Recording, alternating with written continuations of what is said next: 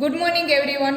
Last લેક્ચરની અંદર આપણે જોયું synthesis of drug. Synthesis of drug છે તે કમ્પ્લીટ કરેલું છે.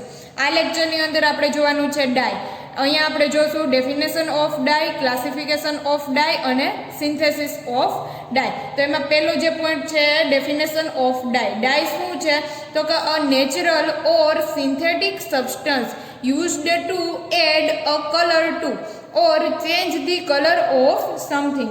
એટલે કે કોઈ નેચરલ કે સિન્થેટિક સબસ્ટન્સ કે જે કોઈ વસ્તુનો રંગ બદલવા માટે ઉપયોગમાં લેવાતું હોય તો આપણે તેને કહી શકીએ ડાય. ફરીથી કહું છું કે કોઈ એવો નેચરલ કે સિન્થેટિક સબસ્ટન્સ કે જે કોઈ વસ્તુનો રંગ બદલવા માટે ઉપયોગમાં લેવાતો હોય તો આપણે તેને કહી શકીએ ડાય. અથવા તો અનધર ડેફિનેશન જોઈએ. Dyes are the coloured organic compound. તે કલર ઓર્ગેનિક કમ્પાઉન્ડ છે. નોર્મલી તેનો ઉપયોગ ક્યાં થાય છે? Normally used in the solution to impart. ઇમ્પાર્ટનો મતલબ થાય આપવું, દાન કરવું, બરાબર. Impart colour to various substance like fabric, એટલે કે ફેબ્રિક ઉપર પોતાનો કલર છોડશે, આપશે. પેપર ઉપર આપશે, બરાબર. Fabric, paper, leather, hair, drug, cosmetic, plastic and food material. અહીંયા જો આપણે જોઈએ તો હેર ઉપર આપણે જે પણ કાંઈ કલર કરીએ છીએ તે શું છે? ડાય છે, બરાબર. તે ઇમ્પાર્ટ કરશે, મીન્સ કે આપશે પોતાનો કલર, બરાબર. તો આપણે તેને કહી શકશું ડાય. હવે આપણે જોવાનું છે ક્લાસિફિકેશન ઓફ ડાય. ચલો ક્લાસિફિકેશન ઓફ ડાયની અંદર આગળ વધશું. Dye are classified based on their origin and chemical properties and application. ડાયસને આપણે ત્રણ ભાગમાં ક્લાસિફાઈ કરવાની છે, બરાબર. સૌથી પહેલાં એના ઓરિજિનને આધારે, એનો સોર્સ કયો છે, ત્યાર પછી કેમિકલ પ્રોપર્ટીને આધારે અને ત્યાર પછી તેની એપ્લિકેશનના આધારે આપણે તેને ત્રણ ભાગમાં ડિવાઈડ કરશું. Dyes are classified as based on their source material, based on the chemical structure or chromophore, based on method of application. એને આધારે આપણે ક્લાસિફિકેશન પાડવાનું છે. તો સૌથી પહેલું આપણે લઈ લઈએ based on source materials.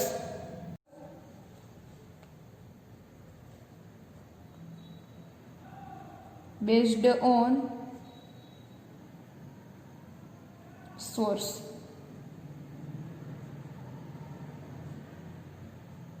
source materials.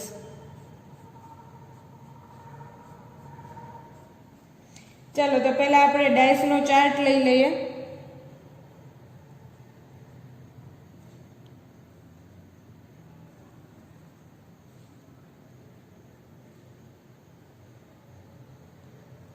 ડાય છે ટુ ટાઈપની હશે, natural dye and synthetic dye.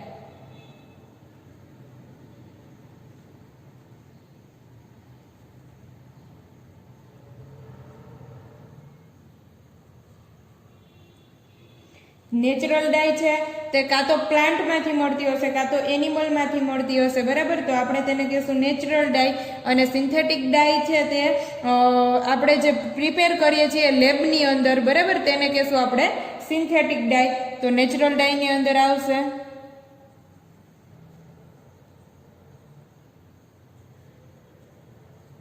From plant,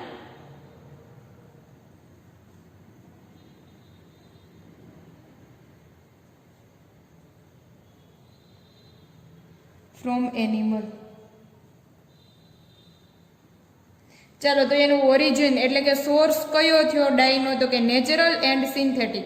જો પ્લાન્ટમાંથી મેળવવામાં આવે એ નેચરલ ડાય, જે એનિમલમાંથી મેળવવામાં આવે એ પણ નેચરલ ડાય, જે લેબમાં પ્રિપેર કરવામાં આવશે એ હશે સિન્થેટિક ડાય, બરાબર છે. તો આપણે પહેલું લઈ લઈએ natural dye.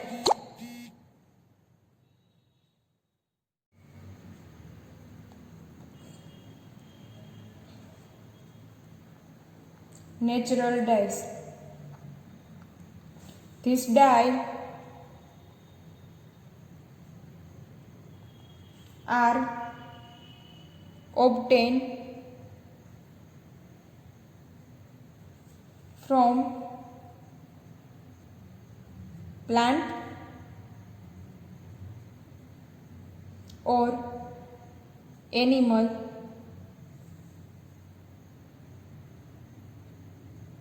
for example of natural dye, indigo dyes,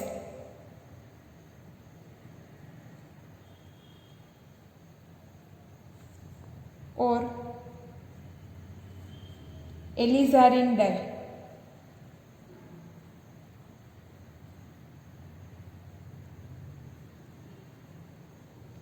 Indigo છે એક પ્લાન્ટમાંથી મેળવવામાં આવે છે ઇન્ડિગો ડાય, અને એલિઝારિન છે તે એનિમલ સોર્સ છે તેમાંથી મેળવવામાં આવે છે. બરાબર. નેચરલ ડાય. હવે લેશું સિન્થેટિક ડાય.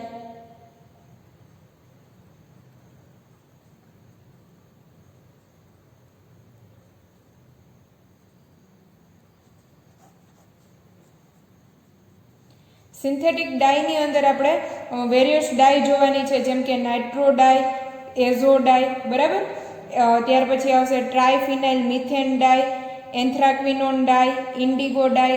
એના બધા ટાઈપ છે સિન્થેટિક ડાયના. ચલો, સિન્થેટિક ડાય કોને કહેશું? તો કે જે લેબ કે લેબોરેટરીમાં પ્રિપેર કરવામાં આવે તેને આપણે કહેશું સિન્થેટિક ડાય. પછી એના જે ટાઈપ છે તે આવશે કેમિકલ કમ્પોઝિશનમાં, કેમિકલ સ્ટ્રક્ચરને આધારે ક્લાસિફિકેશનમાં. તો આપણે અહીંયા લખી નાખીએ chemical prepared in lab or factory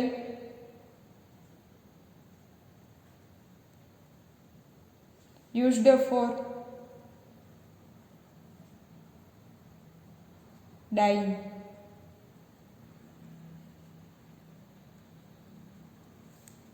Majority of dyes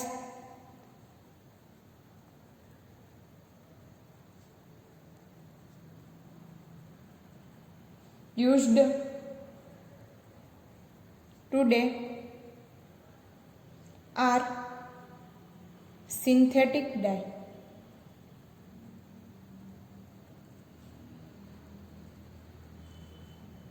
Because they are easy to use,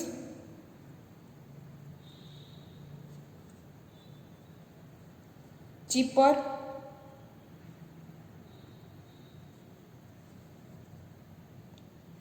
brighter,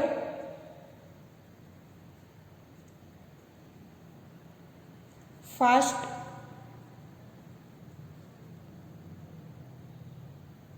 have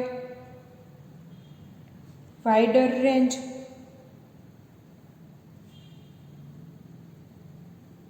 of colors.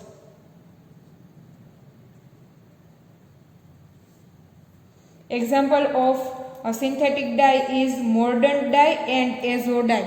So અહીંયા લખી નાખીએ એક એક્ઝામ્પલ આપણે. એક્ઝામ્પલ ઓફ ડાય ઇઝ એઝો ડાય. બરાબર. બેઝડ ઓન સોર્સ મટીરિયલને આધારે આપણે અહીંયા ક્લાસિફિકેશન કમ્પ્લીટ કરીએ છીએ. Natural dye and synthetic dye. Natural dye છે તે પ્લાન્ટ કે એનિમલમાંથી જો મેળવવામાં આવશે તો તે નેચરલ ડાય છે, અને જો લેબ કે ફેક્ટરીમાં પ્રિપેર કરવામાં આવે તો તે સિન્થેટિક ડાય છે.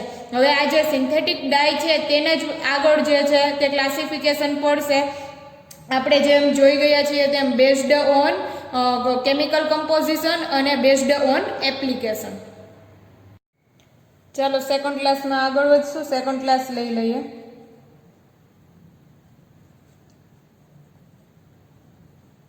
Based on the chemical structure.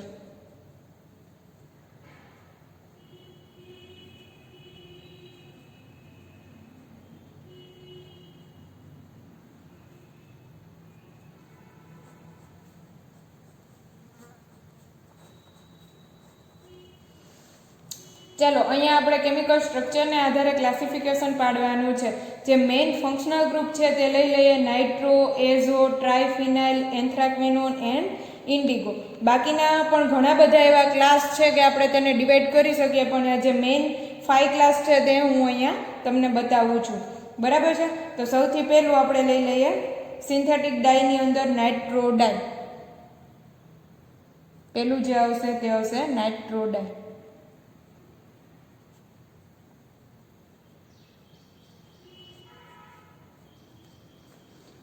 This dye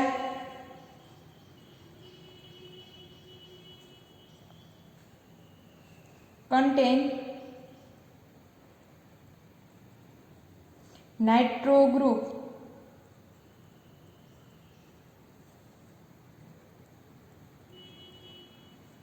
as chromophore.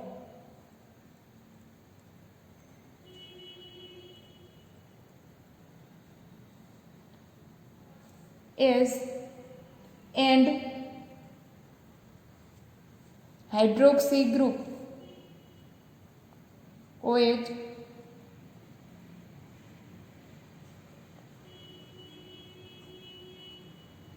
and hydroxyl group as oxochrome.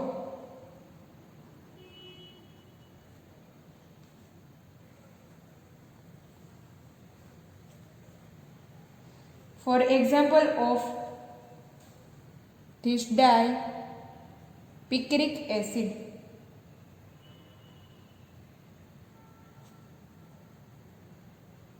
હવે અહીંયા બે નવા વર્ડ આવશે, એક છે ક્રોમોફોર અને બીજું છે ઓક્ઝોક્રોમ. બરાબર, તો આ જે ક્રોમોફોર છે આ ગ્રુપ છે એ ક્રોમોફોર ગ્રુપ જે રંગ છે તે આવવા માટે જવાબદાર છે. બરાબર, આ જે રંગ આવવા માટે જે જવાબદાર છે તે ક્રોમોફોર ગ્રુપ છે. જ્યારે ઓક્ઝોક્રોમ છે તેનું વર્ક શું હશે તો કે ઓક્ઝોક્રોમ છે તે એના કલરને એની પ્રોપર્ટીને એન્હાન્સ કરશે, એટલે કે ઇન્ક્રીઝ કરશે. જે કલરની પ્રોપર્ટી છે તેને ઇન્ક્રીઝ કરે એ હશે ઓક્ઝોક્રોમ.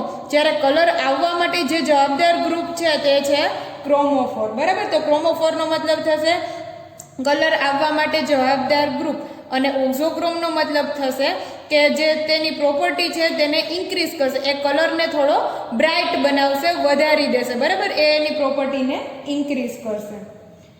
ત્યાર પછી આવશે નાઇટ્રોડાય એન્ડ નાઇટ્રોસોડાય. જે નાઇટ્રોસોડાય છે તેની અંદર ક્રોમોફોર ગ્રુપ હશે એ હશે NO અને જ્યારે હાઇડ્રોક્સી ફંક્શનલ ગ્રુપ છે તેનું વર્ક હશે ઓક્ઝોક્રોમનું. બરાબર, નાઇટ્રો એન્ડ નાઇટ્રોસોડાય. ત્યાર પછી આવશે એઝોડાય second.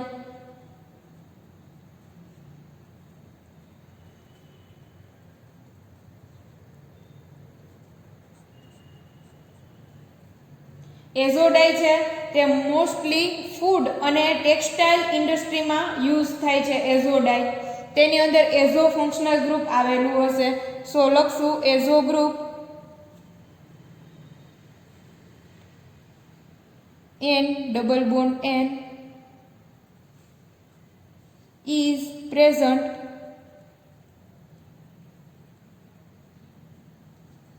as primary chromophore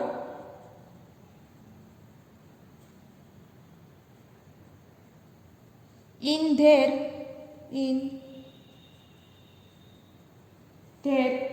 molecular structure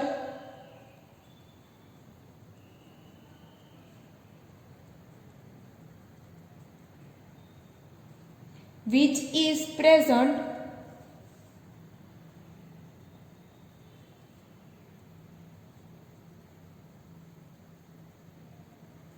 between two aromatic rings. Two aromatic ring. For example, methyl orange. Example of azodie.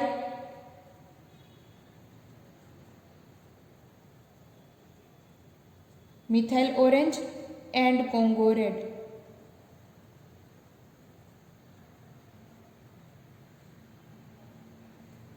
Methyl orange and Congo red. શું કહે છે કે આ જે એઝો ફંક્શનલ ગ્રુપ છે તે ક્યાં આવેલું હશે તો કે બે એરોમેટિક રિંગની વચ્ચે એઝો ફંક્શનલ ગ્રુપ આવેલું હશે અને આ એઝો ફંક્શનલ ગ્રુપ છે તે પ્રાઇમરી ક્રોમોફોર તરીકે બિહેવ કરશે. બરાબર છે, ક્રોમોફોરનો મિનિંગ કલર આવવા માટે જવાબદાર ગ્રુપ. ત્યાર પછીનું લઈ લઈએ થર્ડ. ट्राइफिनाइल,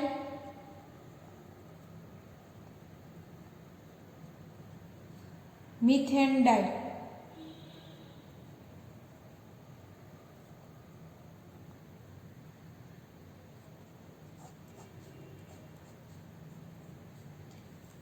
ट्राइफिनाइल,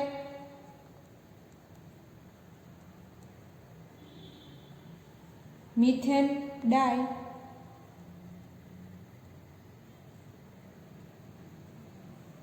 और central carbon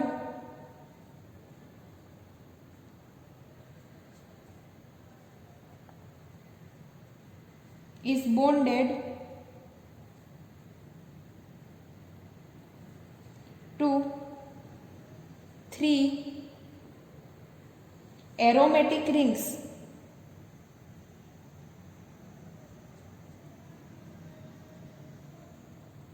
One is in the quinoid form.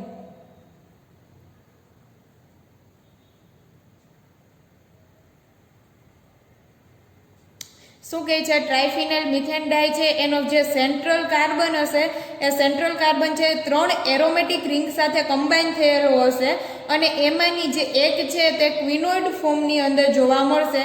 તો એ જે ડાઈ છે તેને કહેશું triphenyl methane dye. For example of this dye, methyl violet.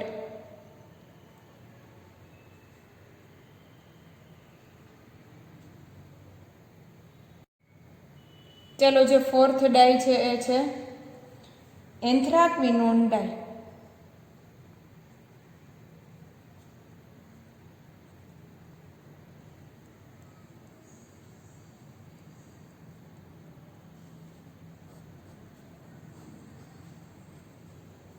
એન્થ્રાક્વિનોન ring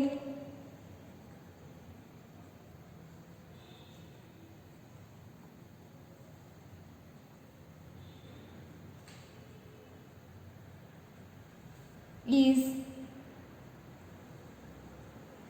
the chromophore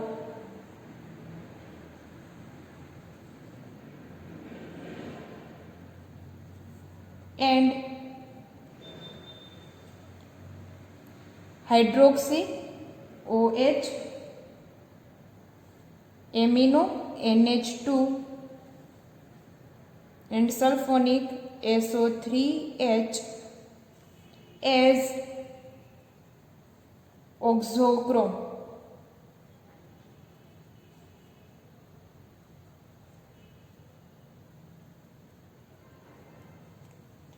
એન્થ્રાક્વિનોન ring છે તે ક્રોમોફોર તરીકે બિહેવ કરશે, બાકીના જે હાઇડ્રોક્સી છે, NH2 છે, SO3H છે તે ઓક્ઝોક્રોમ તરીકે બિહેવ કરશે એન્થ્રાક્વિનોન ડાઈની અંદર.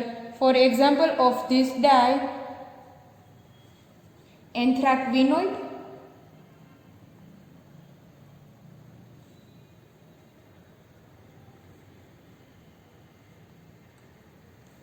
एंथ्राक्विनोइड रेड और pigment red.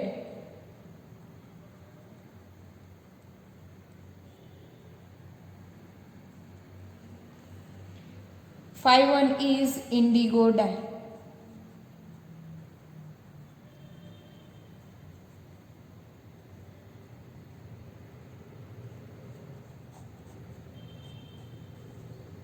Carbonyl group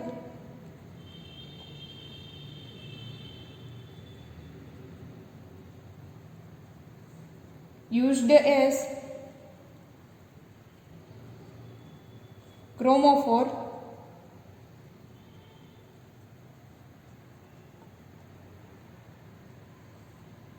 and indigoid structure.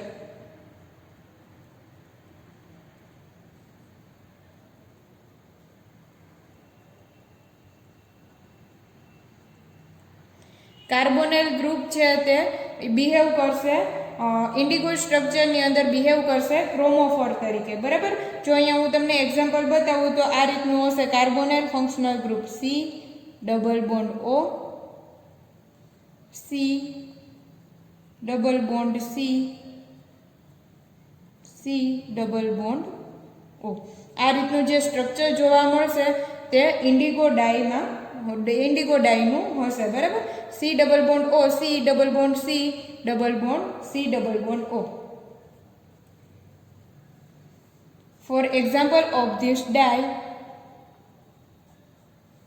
indigo.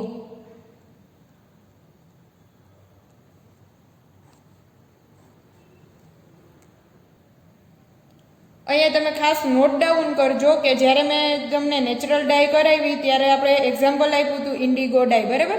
Indigo ડાય છે એક નેચરલ ડાય છે, બટ મોસ્ટલી જે યુઝ થાય છે તે સિન્થેટિક ડાયમાં યુઝ થાય છે, બરાબર છે. સિન્થેસિસ કેમિકલી આપણે ઇન્ડસ્ટ્રીમાં કે લેબમાં બનાવી અને ઇન્ડિગો ડાય છે તે સિન્થેટિક ડાયમાં પણ યુઝ થઈ શકે. નેચરલ ડાય છે બટ સિન્થેટિક ડાયમાં પણ બનાવી સિન્થેટિક રીતે પણ આપણે તેને પ્રિપેર કરી શકશું અને આપણે તેનો યુઝ કરી શકશું.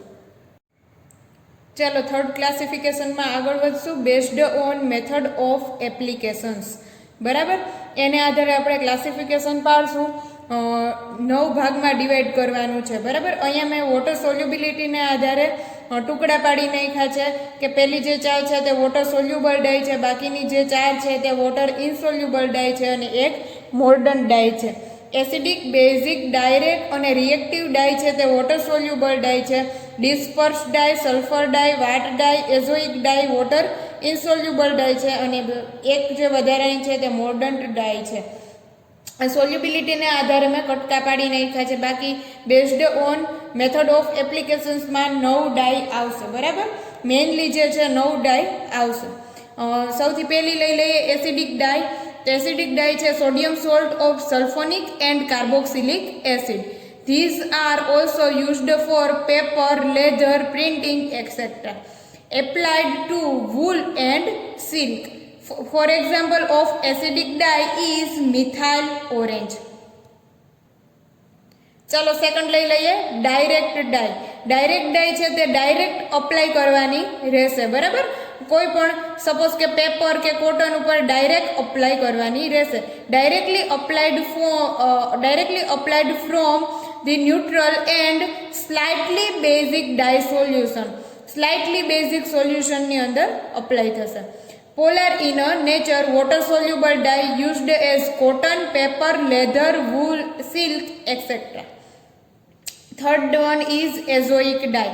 Water insoluble azo compound ingrained dye. The interaction of a diazonium compound with a coupling component.